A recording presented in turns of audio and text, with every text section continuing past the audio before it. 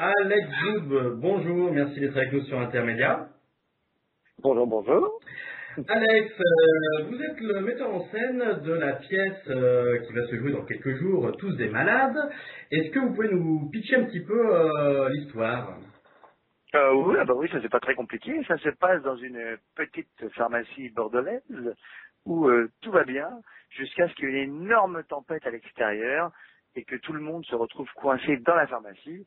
Et on découvre en fait que la vraie tempête n'est pas dehors, mais à l'intérieur, puisque c'est Marion Gamme qui pète une durite, puisqu'elle avale un médicament qu'il fallait pas vraiment qu'elle avale, et elle devient un petit peu folle, on va dire, et du coup, tous les comédiens illustrent à merveille le titre, hein, Tous des malades. C'est exactement ça. Alors, comment vous êtes arrivé sur cette aventure?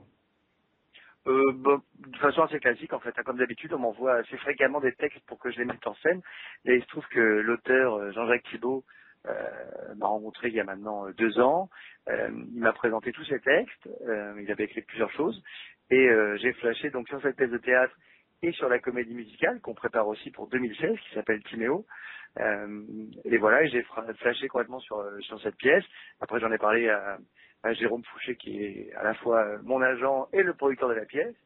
Et on a tous les deux dit, rentrons dans cette aventure comme des fous. Après, on a convaincu Marion de nous suivre là-dedans parce que le rôle est incroyable pour elle. Enfin, franchement, je pense que les gens vont la découvrir sous un nouveau jour et que c'est vraiment très très drôle. Et puis du coup, après, on a trouvé tous les autres comédiens, dont Alexandre Pell, que moi je connaissais personnellement puisqu'il était dans Caméra Café sur M6.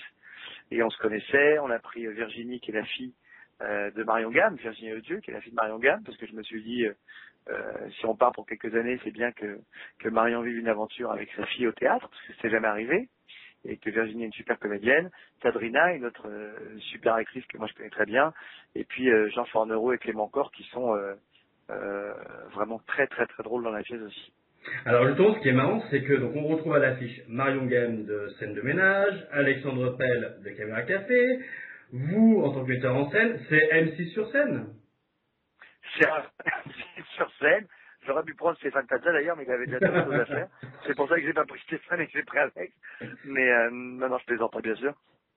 Alors, on a contacté Alex tout de suite, mais c'est oui, c'est juste que c'est ma famille, c'est des gens que je connais un petit peu, et puis surtout, c'était comme une évidence, quoi. C'est-à-dire que quand on a lu la pièce et qu'on a commencé à réfléchir avec Jérôme, donc sur qui pouvait la classer, et avec Jean-Jacques l'auteur, on s'est tous regardés, on s'est dit, et si Marion Gamme, au début on n'y croyait pas trop, hein, franchement, on s'est dit quand même Marion, elle a beaucoup de travail, et voilà, et puis on lui a présenté, et il se trouve qu'elle adorait la pièce, et du coup on est parti à fond la caisse dessus. Bon. Vous êtes aussi en train de préparer de tourner la nouvelle saison de La France un incroyable talent, qui sera diffusée Ouais. prochainement sur M6. Est-ce que vous avez déjà peut-être repéré quelques perles parmi les candidats? Bah écoute, on a fini les auditions hier à Marseille. Donc c'est tout Pour la récent première aussi. fois, on a fait des castings à Paris, mais aussi à Marseille. On s'est déplacé, c'est la première fois qu'on fait ça. Et évidemment, on a repéré des perles hallucinantes, comme chaque année. Hein. On a toujours la chance d'avoir encore des talents assez dingues. Alors après, est-ce que je peux dévoiler à l'avance des talents fous? Je sais pas, mais on a vraiment vu des trucs. Encore une fois, chaque année, on arrive à trouver des choses qu'on n'a jamais vues. Et là, cette année, on a eu un régulateur, un monsieur qui avale des choses et qui les ressort, mais de façon absolument stupéfiante. Par la bouche, J'espère. hein, bien sûr, Oui, oui, j'entends. on est bien d'accord. Pas de panique.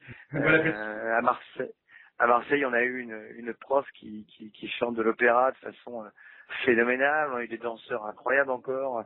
Un magicien très très drôle. Enfin, on a eu comme tous les ans, voilà, ça va être encore un peu deviné qui va gagner. Et il y a vraiment beaucoup de nouveautés cette année. Le jury est nouveau. J'ai une nouvelle co-animatrice.